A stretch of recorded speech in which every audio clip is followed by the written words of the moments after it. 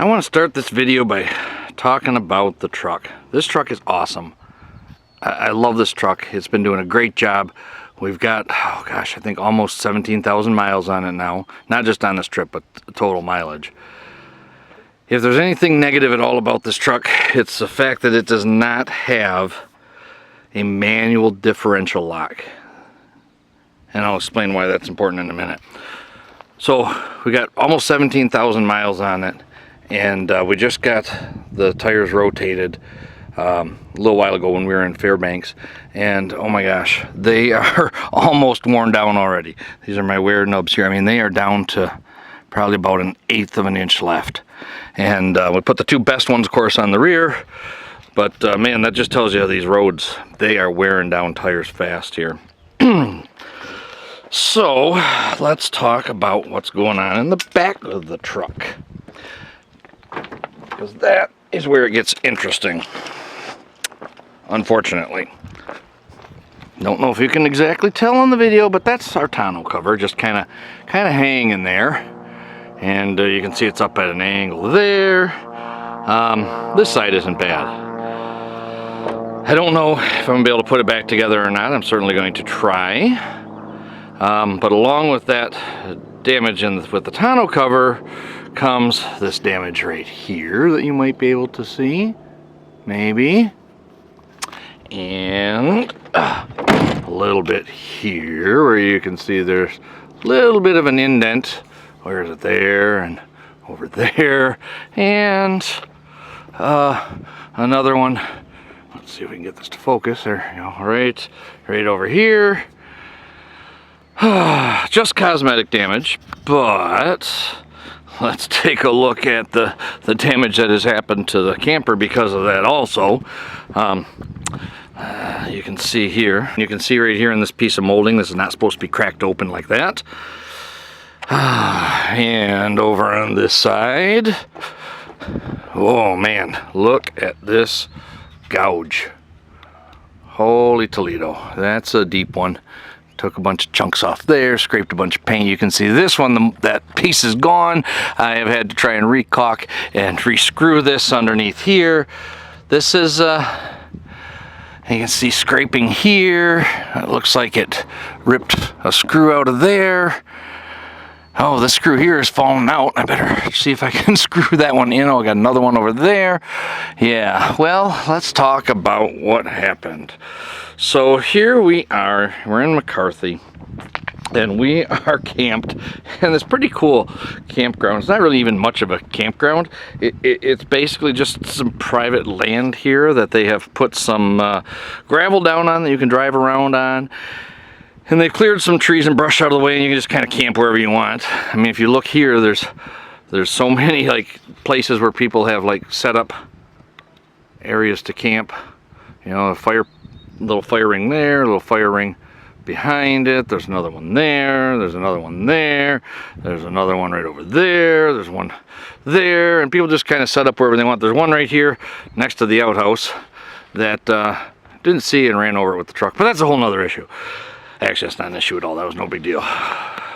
So we're gonna walk over here. Now, when we got to this campground, we checked in, and the guy said, you know, you can camp really in 3 different areas. There's a big parking lot where you check in, and you can camp just in that parking lot. That's kind of ridiculous. He said you can go across the street and park near the river. He said, but you're gonna hear the river because the river is flowing fast. You're gonna hear that river flowing, and you're gonna feel like you're drowning all the time. He said, or you can go past the parking lot and come over to where we are right now. And he said there are all sorts of loops in there, and you can camp wherever you want. And you can go right down and camp right at the toe of the glacier, and you can just sit there and listen to the glacier make its noises, you know, all the time. And we thought, well, that's pretty cool. And I said, but are we gonna fit all right? And he looked out the window at our rig and he says, oh yeah, you'll fit fine. And he drew on this map. He said, you might not fit if you take a right when you get to where the road splits, but if you go left, there's all sorts of loops down there, and you'll fit just fine, no problem. Okay, so that sounded awesome. So we were filming as we came in, and so you've either already seen that film or I'll put it in there somewhere. So it's just this little 2-track, and everything was going fine on that 2-track until we got to where the split is, where he told us to go straight, which is where I've been walking from. Well, I mean, you can see this is the kind of road we're dealing with. Not a big deal at all. Whatever, the truck and the camper can handle that, and you can see these big rocks here and stuff. But the problem is this rock outcropping in this little area right here.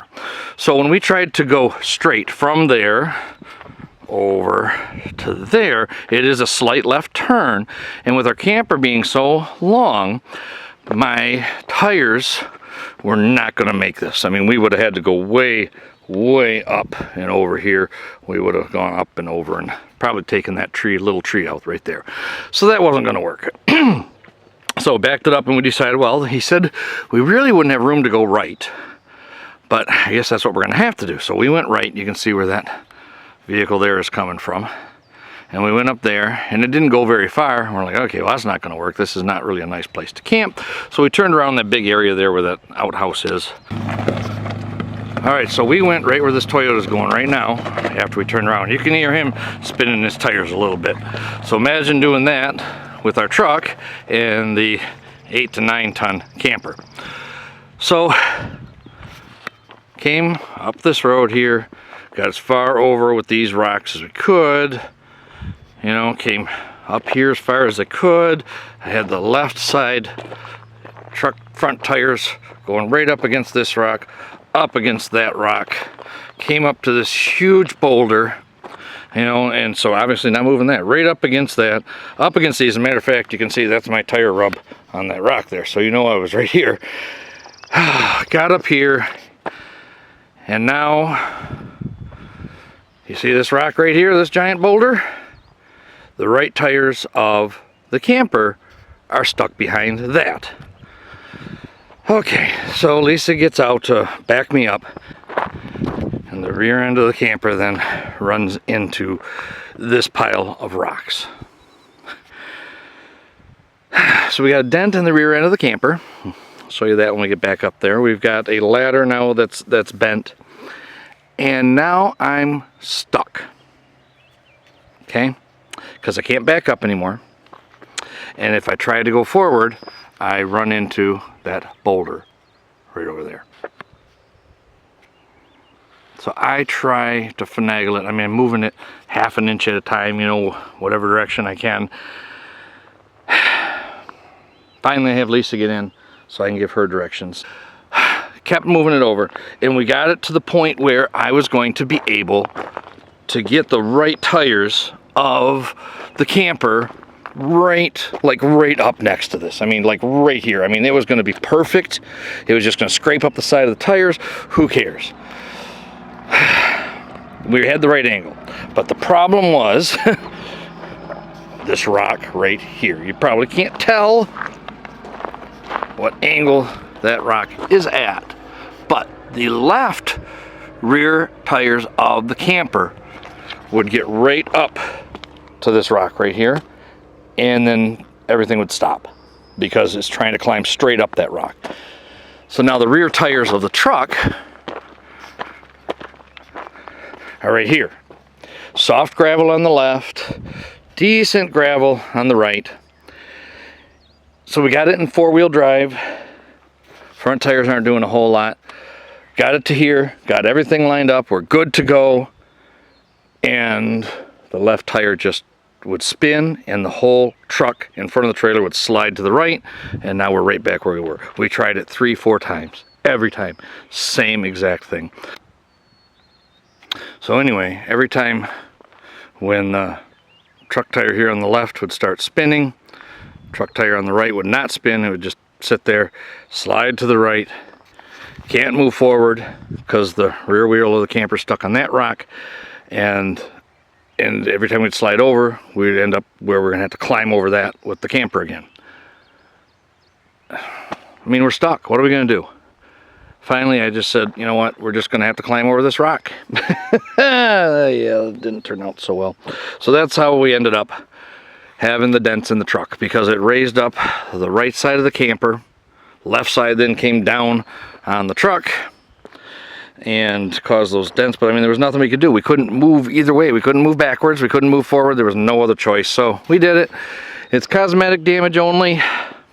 When we get out of here, it should be a lot easier, because there we are right there. We come down this road and we should, well, let's go this way, should be able to hug those plants right there with the left of the truck, come across here, and then I'm gonna have again my left tire of the truck right up against that boulder. And I think if I then go right up against all those rocks over there, I should be able to make that turn right there. So we'll see when we get out of here. It's a couple of days yet, but I just wanted to document here. But since we've been camped here, I mean, it's been awesome. I mean, my God, we're looking right there at the Root Glacier, right behind, right over there between those, right there. I don't know how to explain it. It is right there. That's the Kennecott Glacier.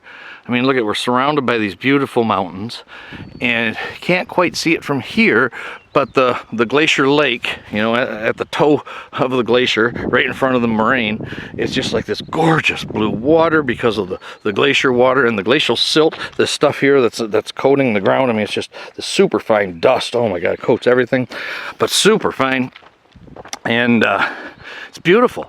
So we got the camper angled, so when we sit there at night, we can just look out at the glacier. And walk down there the other day, and you can hear the glacier moving and cracking and stuff. And can't quite hear it from where we're camped. We're just a little too far away from where that's happening. But so when we ran into those rocks back there, you can see here we got this awesome dent. Let's see if I can get it to focus. It doesn't want to focus on anything. Well, we got that dent there. We got these scrapes and scratches down there. And then here's the ladder. Oh, there's Kenobi saying hi. The ladder used to be straight down there at the bottom, but when I hit those rocks, it bent. And hoping it lasts, because this side cracked almost all the way around. There's probably just this little bit here that's still attached. So, and since I do put the weather station up on top of the camper every time we stop, I do need to climb up and down here all the time. Plus, every time we put the slides in, I need to go up there and sweep them off. And the solar panels need to get cleaned. So this is getting used a lot. And hopefully it holds my fat ass enough to get us through this trip. If not, I'll figure something out. That's what I do. We are approaching the beginning of the McCarthy Road after finally making it out there to McCarthy and Kennecott. We did okay on the road. We lost one bolt on our suspension, and luckily I had a spare. So on the way back out today, I have been stopping every 10 miles or so, and oh, looks like a little landslide here. Yeah. Every 10 miles or so, and retorquing the bolts on the suspension. So it's taken us a little while to get out here, but man, we're almost there. A couple more miles and we will have made it. And let me tell you, it was you'll see in a different video the issues that we had getting into Basecamp Kennecott, which is where we camped. But we did not get a video of us trying to get out, which luckily there was no damage trying to get out, but it was that same corner, that same Y, had the problems with the big rocks again, and the truck spinning tires and kind of sliding, and this guy looks like he's pulled over just to let us pass. Wasn't that nice? That is really nice. That's very rare on this road. It's like 30-70. And so anyway, we God, did we get stuck again today, and I couldn't get us out, and there's no way to move forward or backward, and it just kept getting closer and closer to that rock. And finally went and got the guy who runs the campground, and his first I just needed somebody with different eyes and with different ideas. And his first idea was to go get the people that live around there that have a bunch of large equipment, because they like maintain all the roads and built all the roads in McCarthy. And his idea was to get them and have them move this giant rock, which probably weighed 20 tons, that I was stuck up against. And then when I told him, I said, well, you know, I could, because it was one of our jacks was in the way, the hydraulic leveler, the hydraulic lifter, whatever you call it. Anyway, I said, well, I can take that off. I said, I can't take it off completely, but I can, you know, remove the bolts, and it'll still be attached to the hydraulics and kind of lift it up out of the way. And then that way we had another 1.5 feet between that and the back tires. So there was room for us to move forward and backward about 1.5 feet to 2 feet at a time, and just wiggled it over away from that rock about 1/2 inch at a time. Finally got to the point where we were going to be able to make it without, we were able to back up without hitting any part of our camper. And then by that point, boy, did we have an audience. I'd say 8 or 10 people were standing around watching us, and I said, all right, we need to unhook, because the truck was jackknifed in the wrong position. I said, we need to unhook and get the truck turned around and rehook in the right direction. And all of a sudden, all these people said, no way, don't do that. and I said, well, there's no way, you know, for us to make that turn. You know, otherwise, we just need to lift it up, unhook it, get the truck repositioned, rehook it, we can pull it straight out. And the guy who was helping us, the guy who runs the park there, Basecamp Kennecott, he said, well, I agree. And then one of the other guys that was there that was helping Lisa give directions while she was driving, he said, I agree too. And then everybody else shut up. And that's what we did, and from there on, it was fine. Yep. Oh my God. Yep. Oh, man, it was too tight. There was just not room for us to maneuver. The problem was making the turn. I swung wide, because the camper the right side of the camper needed to clear a whole bunch of rocks. But then what happened was, as we started to turn, well, then that swung the back side of the camper over to the left, you know, past the back of the tires, and then that's what came in contact with the big giant rock there. And so, I'll tell you, it was a bitch. Yeah, we knew getting out was going to be rough. We didn't think it would be quite this rough. We thought we had a good plan, but it just didn't quite work out quite how we wanted. Yeah. Oh, we're almost getting to civilization here in Chitna. Because I think in Chitna we'll be able to get a cell signal, maybe. So who would have thought it would take you 4 hours to go 58 miles? I did. Well, yeah, especially with stopping. Oh. Yep, so this is the beginning of the road. Oh. They blasted through the wall. We've made it. We earned our sticker that says I survived the McCarthy Road. I think we're going to make one that says we survived Basecamp Kennecott. Barely. Barely. We barely survived Basecamp Kennecott. Yeah.